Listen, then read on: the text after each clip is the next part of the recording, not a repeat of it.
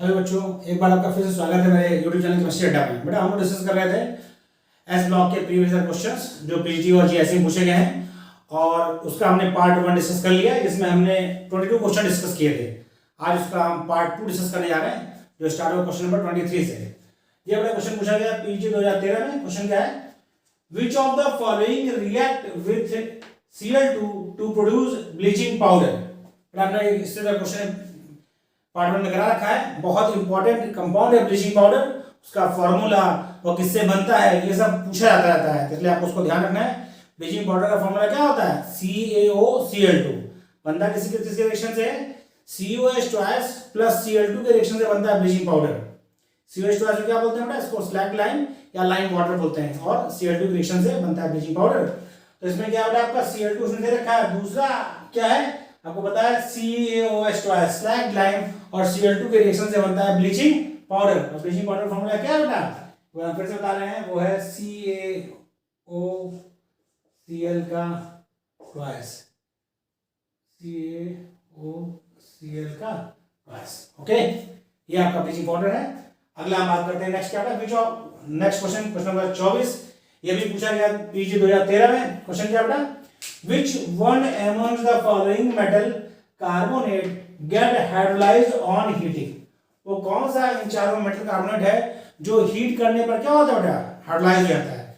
तो यदि आपको याद हो तो हमने जब अल्कलाइन अर्थ मेटल पढ़ा था तो वहां पे आपको बताया था कि अल्कलाइन अर्थ मेटल का स्टेबिलिटी मतलब कार्बोनेट की स्टेबिलिटी ग्रुप में नीचे आने पर क्या होती है, बढ़ती है। क्या होती है बेटा, बढ़ती है। और उसके बेरिलियम कार्बोनेट सबसे कम स्टेबल, उसके बाद आपका मैग्नीशियम, देन कैल्शियम, और सबसे स्टेबल कौन है, बेरियम कार्बोनेट। और बेरिलियम, कैल्शियम और मैग्नीशियम कार्बोनेट हीट करने पे क्या होते हैं, ब्रेक हो जाते हैं उसके ऑक्साइड और CO2 में। तो इसमें आपका एक होता है ये कार्बोनेट है जो क्या होता है हीट करने पर टूट जाता है, किसमें, ऑक्साइड में और CO2 में। बेटा यहाँ पर टर्म हाइड्रोलिसिस गलत दिया, डिकम्पोज होना चाहिए था, लेकिन क्योंकि क्वेश्चन में दिया है तो आप देखिए इसमें से कोई हाइड्रोलाइज कोई नहीं होता है, डिकम्पोज सिर्फ ये होता है, इसलिए इस ऑप्शन को टिक करेंगे। आप कंफ्यूज नहीं होना सर हाइड्रोलिसिस तो होती नहीं है, तो चीज वो कहने मतलब टूट जाता है, लिसिस का ब्रेक हो जाएगा। तो हीट करने में ब्रेक कौन होगा, अल्कलाइन अर्थ मेटल के कार्बोनेट। ओके बेटा, अगला क्वेश्चन क्या है, क्वेश्चन नंबर 25 जो कि पीजी 2011 पूछा गया। बेटा 2011 का जो पीजी है वो पीजी 2013 के बाद हुआ था, कुछ कोड के इश्यूज थे, इसीलिए पीजी 2011। इसका फॉर्म तो भरा गया 2011 में, लेकिन इसका एग्जाम जो है हुआ 2016 में। तो इसीलिए इसका जो जब फॉर्म आता है उसी के नाम उसका नाम रहता है, मतलब उसी ईयर के नाम से उस पीजी का नाम होता है, क्योंकि 2011 फॉर्म आता है इसलिए इसका नाम क्या है, पीजी 2011। क्वेश्चन क्या है, baking soda is, baking soda का फॉर्मूला आपको याद रहना चाहिए। जो फॉर्मूला हमने कुछ आपको लिखवाया था उसमें आपको ये भी ध्यान रखना है, बेकिंग सोडा का फॉर्मूला क्या होता है, NaHCO3 सोडियम बाइकार्बोनेट को कहते हैं बेकिंग सोडा। इसका इस्तेमाल करते हैं क्या होता है, केक्स में, भटूरे बनाने में, पफी करने में इस्तेमाल किया जाता है। इसको मिलाते हैं तो ये हीट करने में किसमें कन्वर्ट हो जाता है, अपने करस्पॉन्डिंग कार्बोनेट में, और CO2 गैस रिलीज होती है, जिससे क्या होता है वो मटेरियल फूल जाता है। क्या होता है, फूल जाता है, पफी हो जाता है, थोड़ा लाम हो जाता है। तो क्या है NaHCO3, देखिए कहां पर है NaHCO3। ऑप्शन डी इस क्वेश्चन का राइट आंसर है कि सोडियम बाइकार्बोनेट का फॉर्मूला क्या होता है, NaHCO3। आपको सारे फॉर्मूले लिखवा देंगे, सोडियम बाइकार्बोनेट, सोडियम मतलब वॉशिंग सोडा और ग्लोबल सॉल्ट, इन सब के फॉर्मूले हमने लिखवाए हैं। अल्कलाइन अर्थ मेटल और अल्कली मेटल्स में कुछ जो इंपॉर्टेंट कंपाउंड्स हैं इनके फॉर्मूले वीडियो लेक्चर में हमने दिए हैं, वहां से उसको नोट डाउन करिए और याद रखिए। ओके बेटा, अगला क्वेश्चन देखिए। यह क्वेश्चन पूछा गया पीजी 2016 में, बहुत इंपॉर्टेंट क्वेश्चन है। क्या बेटा, among the pair of metallic oxide members of which pair dissolve both in HCl and NaOH। तो आपको पता है HCl क्या है, एक एसिड है, NaOH क्या है, बेस है। तो एसिड और बेस दोनों में जो डिसॉल्व हो या रिएक्शन करे वो क्या होता है, वो होता है एम्फोटेरिक। क्या होता है, एम्फोटेरिक, उभयधर्मी। एम्फोटेरिक क्या होता है, एसिड से रिएक्शन करते हैं और बेस से रिएक्शन करते हैं। अदरवाइज एसिड रिएक्शन करता है बेस से और बेस रिएक्शन करता है एसिड से। लेकिन एम्फोटेरिक जो कंपाउंड्स होते हैं वो रिएक्ट एसिड और बेस दोनों से ही करते हैं। तो हमें खोजना है कि जो चार ऑप्शन दिए उसमें से कौन सा ऑप्शन में दोनों के दोनों आपके क्या है, एम्फोटेरिक है। तो यदि आपको याद हो बेटा तो हमने आपको बताया था, बार बार इंटीमेट किया था कि बेरिलियम का ऑक्साइड और उसका हाइड्रोक्साइड क्या होता है, एम्फोटेरिक होता है। बेरिलियम ऑक्साइड और हाइड्रोक्साइड क्या होता है, एम्फोटेरिक होते हैं। और क्योंकि बेरिलियम के डायगोनल पे क्या है, बेरिलियम के डायगोनल पे है एल्यूमिनियम, तो उसका भी ऑक्साइड हाइड्रोक्साइड क्या होता है, एम्फोटेरिक होता है। जबकि बेरिलियम को छोड़कर उसको अल्कलाइन अर्थ मेटल के बाकी जो मेंबर है कौन, magnesium, calcium, strontium, barium, radium, इनके ऑक्साइड और हाइड्रोक्साइड क्या होते हैं बेटा, बेसिक नेचर के होते हैं। लेकिन बेरिलियम का जो आपका वो है ऑक्साइड और हाइड्रोक्साइड है वो होता है एम्फोटेरिक, और उसके डायगोनल में एल्यूमिनियम जो है उसका भी ऑक्साइड और हाइड्रोक्साइड क्या होता है, एम्फोटेरिक होता है। तो देखिए हमें इसमें देखना है कि कहां पर आपका एम्फोटेरिक वाला है, बेरिलियम, ये लिथियम, इसमें लिथियम आपका होता है बेसिक, ये आपका एम्फोटेरिक, दोनों नहीं होंगे डिसॉल्व। ये आपका बेरिलियम ऑक्साइड भी एम्फोटेरिक और एल्यूमिनियम ऑक्साइड भी क्या होता है, एम्फोटेरिक। तो दोनों के दोनों एम्फोटेरिक हैं, पेयर में दोनों ही एम्फोटेरिक हैं, इसीलिए क्या होंगे, एसिड और बेस दोनों से रिएक्शन करेंगे।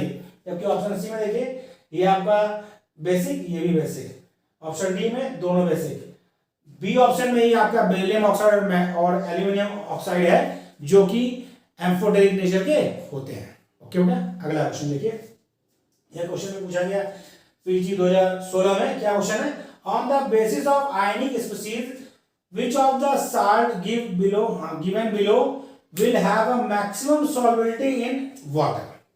वाटर में सॉल्युबिलिटी का ऑर्डर क्या है, कौन सबसे ज्यादा वाटर में सॉल्युबल होगा। तो देखिए बेटा क्या क्या दे रखा है, मैग्नीशियम ऑक्साइड दे रखा है, बेरियम ऑक्साइड दे रखा है, मैग्नीशियम कार्बोनेट दे रखा है और बेरियम कार्बोनेट दे रखा है। मैग्नीशियम का हाइड्रोक्साइड दिया है और मैग्नीशियम का कार्बोनेट, बेरियम का हाइड्रोक्साइड और बेरियम का कार्बोनेट। यदि आपको बेटा याद हो थोड़ा ध्यान रखिए, हमने आपको हाइड्रोक्साइड और कार्बोनेट की सॉल्युबिलिटी बताई थी, सॉल्युबिलिटी ऑर्डर हमने आपको बताया था। तो हाइड्रोक्साइड की सॉल्युबिलिटी क्या होता है बेटा, ग्रुप में नीचे जाने पर अल्कलाइन अर्थ मेटल है बेटा, मैग्नीशियम भी अल्कलाइन अर्थ मेटल है और बेरियम भी अल्कलाइन अर्थ मेटल है। तो आप सॉल्युबिलिटी थोड़ा रिवाइज मतलब कि रिव्यू करिए, थोड़ा ध्यान रखिए कैसा। तो हम लोगों ने अल्कलाइन अर्थ मेटल में डिस्कस किया था कि हाइड्रोक्साइड्स जो होते हैं अल्कलाइन अर्थ मेटल के, उनकी सॉल्युबिलिटी ग्रुप में नीचे जाने पर क्या होती है, इंक्रीज होती है। क्या होती है, इंक्रीज होती है। यानी हाइड्रोक्साइड्स में मोस्ट सॉल्युबल होगा आपका बेरियम हाइड्रोक्साइड। कौन होगा, बेरियम हाइड्रोक्साइड। और यदि कार्बोनेट की स्टेबिलिटी मतलब की सॉल्युबिलिटी यदि आप याद करें तो कार्बोनेट में आपको क्या बताया था, कार्बोनेट और सल्फेट दोनों में ही ग्रुप में नीचे जाने पर अल्कलाइन अर्थ मेटल के केस में कार्बोनेट और सल्फेट क्या होते हैं, उनकी सॉल्युबिलिटी ग्रुप में नीचे जाने पर क्या होती है, डिक्रीज करती है। क्या करती है, डिक्रीज करती है। ये ग्रुप में नीचे जाने पर सॉल्युबिलिटी डिक्रीज करती है। तो यदि मोस्ट सॉल्युबल बात करेंगे तो beryllium carbonate is most soluble carbonate in alkaline earth metal. यदि हाइड्रोक्साइड में बात करेंगे तो barium hydroxide is most soluble hydroxide in alkaline earth metal. तो हमें बड़ा याद देखिए, कार्बोनेट दिया है किसका, मैग्नीशियम का और बेरियम का, सॉल्युबल कौन था, beryllium carbonate most soluble. Hydroxide किसका दिया है, मैग्नीशियम का और बेरियम का। आपको मैंने बताया कि हाइड्रोक्साइड में barium hydroxide is most soluble, क्योंकि ग्रुप में नीचे जाने पर हाइड्रोक्साइड की स्टेबिलिटी क्या होती है, सॉरी हाइड्रोक्साइड की सॉल्युबिलिटी क्या होती है, इंक्रीज करती है। तो इस क्वेश्चन का आपका जो ऑप्शन सही होगा वो ऑप्शन बी सही होगा। यदि आपको पूरा ऑर्डर याद है तो देखिए बहुत कम समय लगता है। एस ब्लॉक, पी ब्लॉक से आपको पी ब्लॉक भी पढ़ाएंगे, बहुत इंपॉर्टेंट चैप्टर है। हर साल उसमें इन दोनों से मिला के कम से कम 5 से 7 क्वेश्चन आते हैं। 5 से 7 क्वेश्चन आते हैं, उसमें कुछ क्वेश्चन आपको लगता है आप देखेंगे आसान है, लेकिन आपको पूरा ग्रुप यदि याद रहेगा तो समझ लीजिए 7 क्या कभी 10 भी क्वेश्चन आते हैं। तो एस ब्लॉक, पी ब्लॉक मिला के आप 7 से 10 क्वेश्चन मानिए आपके तैयार रहेंगे पीएचडी में। वही 3 से 5 क्वेश्चन आपके जीआईसी लेक्चर में, क्योंकि जीआईसी लेक्चर में 70 क्वेश्चन आता है आपका सब्जेक्ट से, और पीएचडी में पूरा 125 के 125 सब्जेक्ट से आता है। तो बहुत आसान है, बस थोड़ा आपको उसे जो मेरा वीडियो लेक्चर है उसे पूरा देखना है 2-3 बार, और एक नोट्स बना लेना है उसका, और आप उसे रिवाइज करिएगा 1-2 बार, बेटा आपको तैयार हो जाएगा और क्वेश्चन कभी भी उसके बाहर से नहीं आएगा। ओके, यह क्वेश्चन पूछा गया बेटा पीजी 2016 में। अगला क्वेश्चन हमारा है क्वेश्चन नंबर 28। इसी तरह क्वेश्चन जो 28 है उसी तरह क्वेश्चन है, इससे पहले एक बार पूछा जा चुका है सेम पैटर्न पर, यानी ये क्वेश्चन रिपीट हो रहा है। क्या क्वेश्चन था, the correct order of decreasing lattice energy of alkali metal fluoride is. Alkali metal fluorides का जो है पूछ रखा है आपका वो मतलब कि लैटिस एनर्जी का घटने का क्रम, डिक्रीजिंग ऑर्डर, घटने का क्रम। तो कौन कौन आपका देखिए, मेटल आपका डिफर कर रहा है, हाइड्रोजन सेम है, फ्लोराइड ही है। आपको पता है बेटा लैटिस एनर्जी क्या होता है, lattice energy is directly proportional to charge of ions and inversely proportional to internuclear distance. या कह सकते हैं radius of cation plus radius of anion. या कहा जाए तो रेडियस ऑफ आयंस के इनवर्सली प्रोपोर्शनल है और चार्ज के डायरेक्टली प्रोपोर्शनल है। अब देखिए बात करते हैं भाई, ग्रुप में नीचे आने पे क्या हो रहा है बेटा, साइज बढ़ता है, एटम का साइज बढ़ता है तो कैटायन का साइज भी बढ़ेगा, क्योंकि चार्ज सेम है दोनों पे, सब पर। तो यानी लिथियम प्लस सबसे छोटा, उससे बड़ा सोडियम प्लस, उससे बड़ा पोटेशियम प्लस, उससे बड़ा रुबिडियम प्लस, और सबसे बड़ा क्या है, सीजियम प्लस। तो ग्रुप में यहाँ पे आयनिक साइज बढ़ रहा है, इसके मतलब ग्रुप में यहाँ पे लैटिस एनर्जी क्या होगी, डिक्रीज करेगी। क्या करेगा, डिक्रीज करेगी।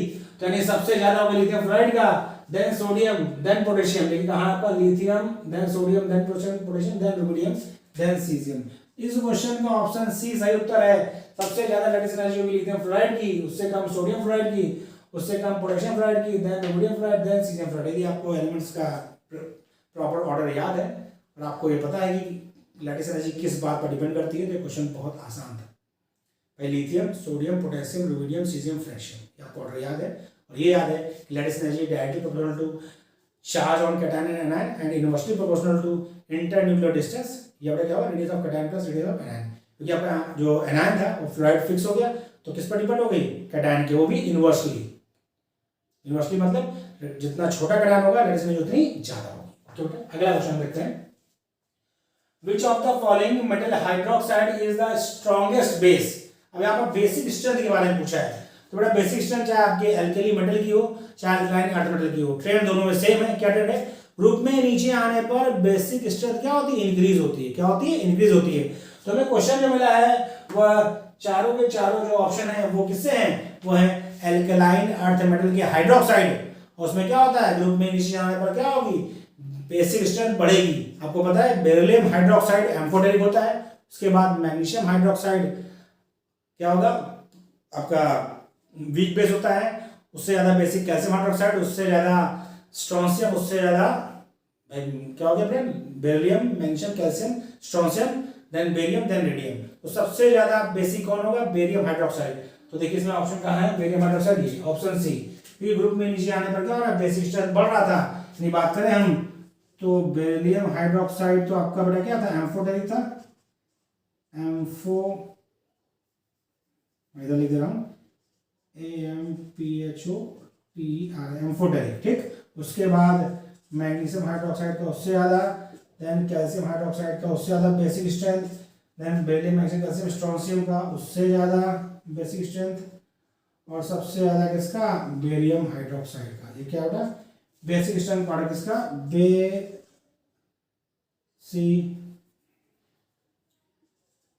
बेसिक स्ट्रेंथ का ऑर्डर है। तो ये आपका बेरियम हाइड्रोक्साइड का था, एम्फोटेरिक था। उसके बाद उससे स्ट्रॉन्ग बेसिक आपका मैग्नीशियम हाइड्रोक्साइड, उससे स्ट्रॉन्ग कैल्शियम, उससे स्ट्रॉन्ग स्ट्रोंशियम, और सबसे स्ट्रॉन्ग आपका बेरियम हाइड्रोक्साइड। तो इसने पूछा था which of the following metal hydroxide is strongest base. सबसे स्ट्रॉन्ग बेस क्या होगा, सबसे स्ट्रॉन्ग बेस होगा आपका बेरियम हाइड्रोक्साइड होगा। अगला क्वेश्चन देखिए बेटा, क्या है क्वेश्चन 30। ये क्वेश्चन पूछा गया बेटा कब, पीसी 2016 में। ध्यान देखिए बेटा, एक क्वेश्चन 2 3 4 5 2016 में 5 क्वेश्चन सिर्फ एस ब्लॉक से पूछे गए। अभी पी ब्लॉक बचा है।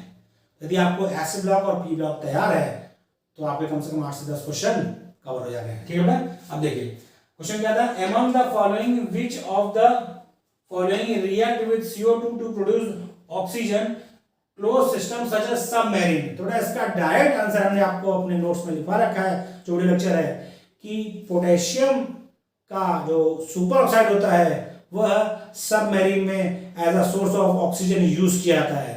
यदि आपको वो लाइन याद है क्वेश्चन आपका हो गया, नहीं याद है तो चुक्का मारना पड़ेगा, चुक्का फिट बैठता है नहीं। तो आपको ध्यान रखना है, बहुत ही इंपॉर्टेंट, कि जो पोटेशियम का सुपर ऑक्साइड है वह सबमरीन में as a source of oxygen use किया जाता है, जो रिएक्शन करके CO2 से O2 फॉर्म करता है।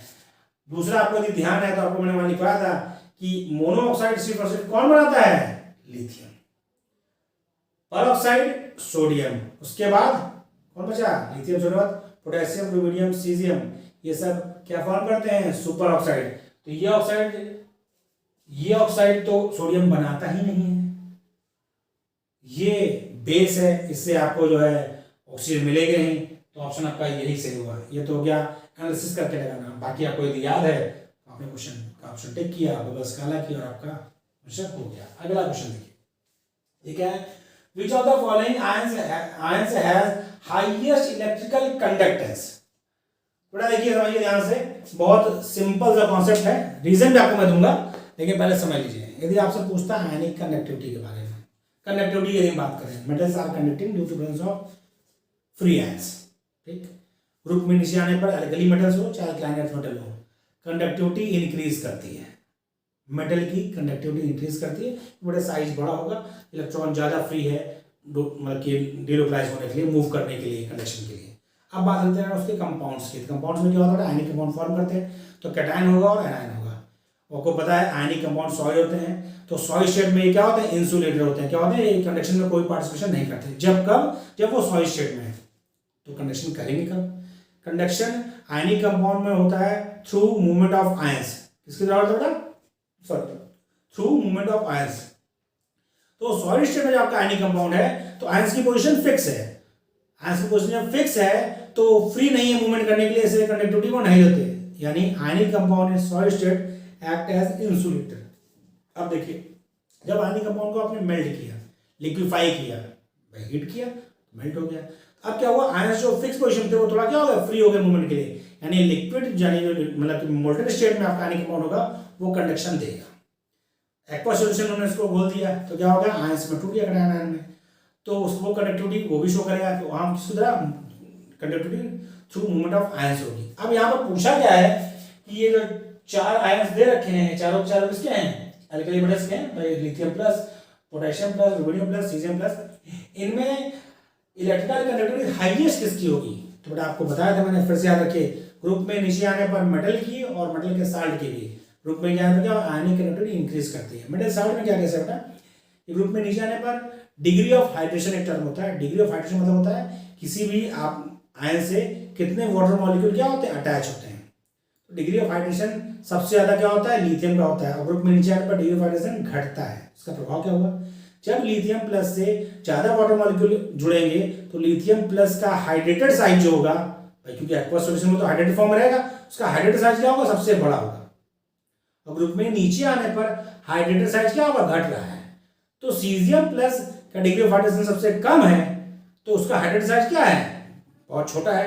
और जब हाइड्रेटेड साइज छोटा है तो आयनिक मोबिलिटी ज्यादा है, और जब आयनिक मोबिलिटी ज्यादा है तो कंडक्टिविटी क्या होगी बेटा, मैक्सिमम होगी। इसीलिए एल्कली मेटल्स के आयंस में सबसे ज्यादा कंडक्टिविटी होती है सीजियम प्लस की, और सबसे कम कंडक्टिविटी होती है लिथियम प्लस की। यानी ग्रुप में नीचे आने पर electrical conductivity of alkali metals ion क्या होती है बेटा, इंक्रीज होती है, क्योंकि ग्रुप में नीचे आने पर डिग्री ऑफ हाइड्रेशन डिक्रीज होता है। ओके बेटा, इसका जो ऑप्शन सही राइट आंसर होगा सीजियम प्लस। इसको बेटा कॉपी कर लिए। हर क्वेश्चन के पीछे इन्वॉल्व केमिस्ट्री को हमने आपको समझाया है, आपको उसको समझना है, और क्वेश्चन जब भी आपको सॉल्व करना है इसी अप्रोच से सॉल्व करना है, क्योंकि आप यदि प्रॉपर अप्रोच से क्वेश्चन लगाएंगे तो आपका कॉन्सेप्ट रिवाइज भी होगा और याद भी रहेगा। कॉपी कर लीजिए, फिर हम इसमें जो बचे हुए क्वेश्चंस हैं उसको डिस्कस करते हैं।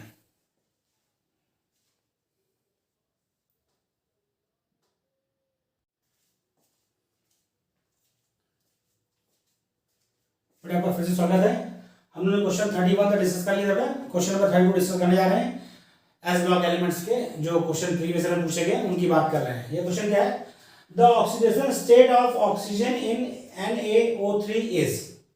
थोड़ा देखिए, इस क्वेश्चन को देखने को आपके मन में कतई ये ख्याल ना है कि NaO3 एग्जिस्ट करता नहीं है, या मैंने इस तरह का तो कंपाउंड ही नहीं सुना है। बट आपको इससे मतलब नहीं, ये क्वेश्चन ये नहीं पूछ रहा है कि ये कंपाउंड एग्जिस्ट करता है या नहीं करता है। यहाँ क्वेश्चन ये है कि NaO3 में ऑक्सीजन का ऑक्सीडेशन स्टेट क्या होगा। तो जो ऑक्सीडेशन स्टेट के सिंपल रूल हैं उनको आप फॉलो करेंगे। उसमें यहाँ पर जो इस्तेमाल होगा आपको हम बता दें, एल्कली मेटल्स का ऑक्सीडेशन स्टेट हमेशा +1 होगा। वह कभी भी वेरिएबल ऑक्सीडेशन शो नहीं करते, यानी हमेशा क्या होगा, +1 होगा। जबकि oxygen variable oxidation state show करता है। उसी तरह फ्लोरीन का भी ऑक्सीडेशन स्टेट हमेशा -1 होगा। ये कुछ चीजें आपको ध्यान रखनी होंगी। एल्कली मेटल का +1 होगा, सोडियम एल्कली मेटल है यानी इसका +1 होगा, हमें ऑक्सीजन का निकालना है। थोड़ा देखिए सिंपली क्या होता है, आपका क्या हो गया, सोडियम 1 है तो 1 × +1 प्लस आपको ऑक्सीजन का निकालना है, x माना तो 3x = क्या होगा, एल्जेब्रिक सम 0 होगा क्योंकि न्यूट्रल मॉलिक्यूल है। तो इसमें 3x = क्या आएगा, 1 आएगा भाई। 1 × +1 उधर जाके क्या हो गया, -1। क्या हो गया बेटा, -1। कोई दिक्कत नहीं। तो x इक्वल टू क्या आएगा -1/3, क्या आएगा बेटा -1/3, यानी ऑक्सीजन का जो ऑक्सीडेशन स्टेट है वो क्या है -1/3 है। इस फॉर्मूला जो निकलेगा इस कैलकुलेशन से उसी को मानना है।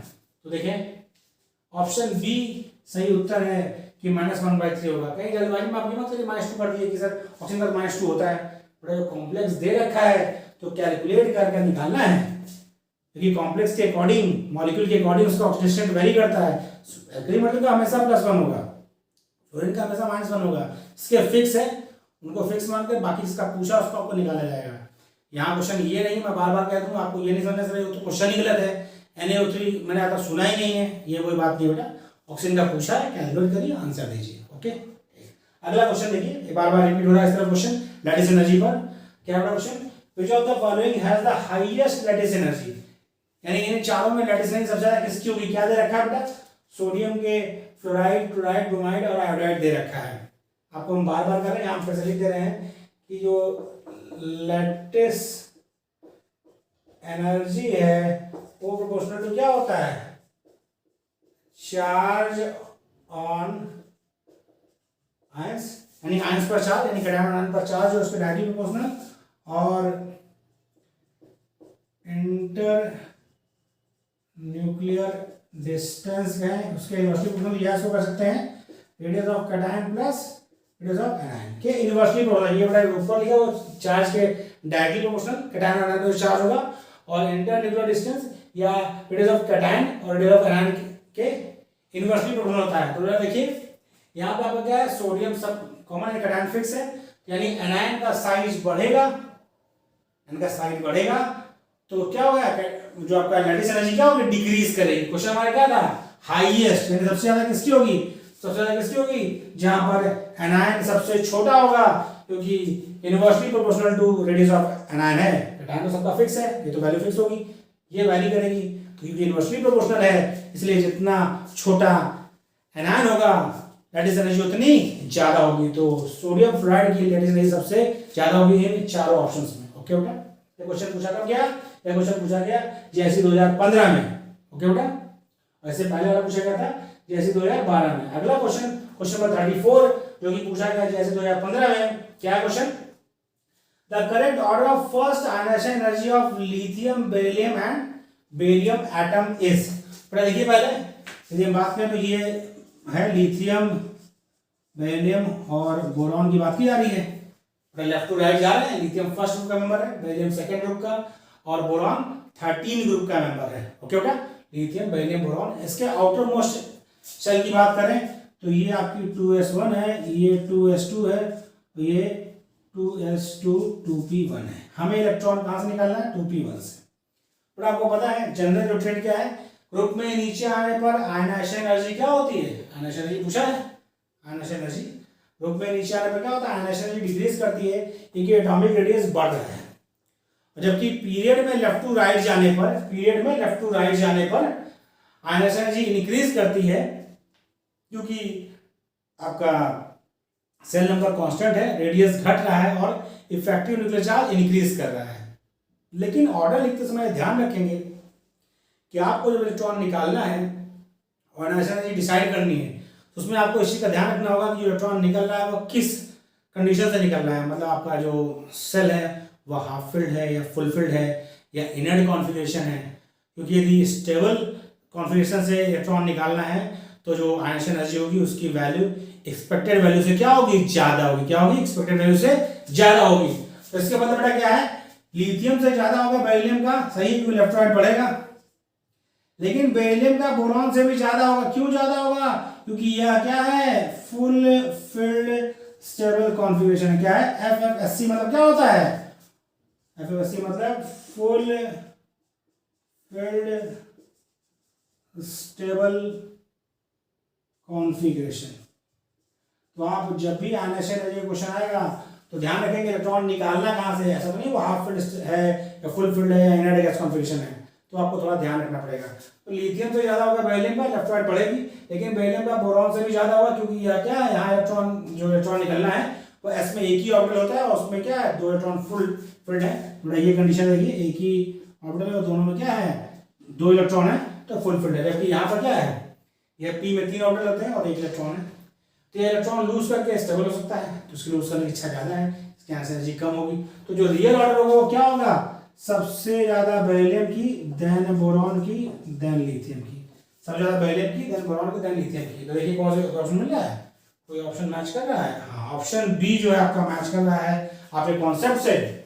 क्वेश्चन मतलब आपको कॉन्सेप्ट यदि याद है तो क्वेश्चन कैसा भी आए आप सॉल्व कर सकते हैं। तो इस क्वेश्चन का जो कि GIC 2015 में पूछा गया है, इसका ऑप्शन क्या सही है, ऑप्शन बी राइट आंसर।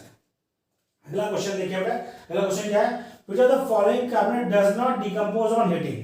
यानी पूछ रहा है कि इन चारों में सबसे स्टेबल कार्बोनेट कौन सा है।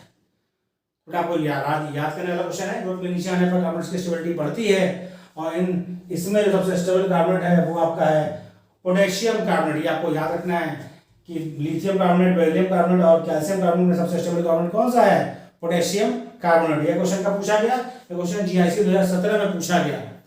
अगला क्वेश्चन डिस्कस करने जा रहे हैं बेटा, यह भी आपका किससे है, एवं द फॉलोइंग ग्रेटर छूट गया लैटिस एनर्जी।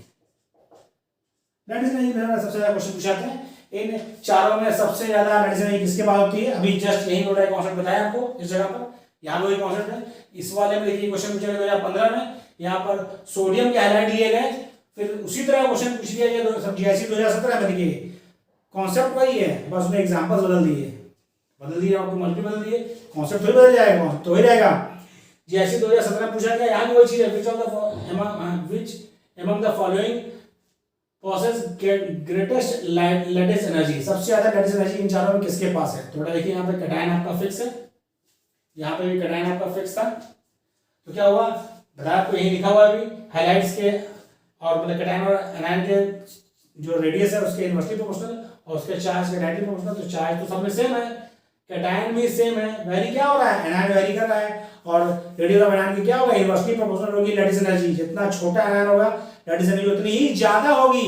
तो सबसे छोटा फ्लोराइड है, इसीलिए इसकी लैटिस एनर्जी सबसे ज्यादा होगी। इसी के साथ बेटा जो भी क्वेश्चन पूछे गए एस ब्लॉक से, यानी हाइड्रोजन से, अर्थ मेटल से, एल्कली मेटल से, प्रीवियस ईयर में GIC में और PGT में, वो सारे क्वेश्चन हमने बारी बारी डिस्कस कर लिए। उसके पीछे जो केमिस्ट्री इन्वॉल्व है वो आपको बताई। आपकी ये जो जिम्मेदारी है ये है कि आप इन क्वेश्चन को पहले समझें, करें। यदि आपको कहीं भी दिक्कत हो रही कॉन्सेप्ट समझने में, तो मेरे वीडियोस चैनल पर अपलोड हैं, उसे आप पूरा देखें, क्योंकि बार बार देखने से क्या होता है, पहली बार देखें कोई चीज़ आपसे स्ट्राइक ना की हो, फिर से देखें, क्योंकि आपको पूरा कॉन्सेप्ट जो है समझना है। क्योंकि क्वेश्चन कैसा भी है, यदि आपको कॉन्सेप्ट समझ में आ गया तो क्वेश्चन आपसे सॉल्व हो जाएगा। आपको वीडियो यदि अच्छा लगा बेटा तो कमेंट बॉक्स में मैसेज करें और ज़्यादा से ज़्यादा इसको लाइक और शेयर करें। Thank you.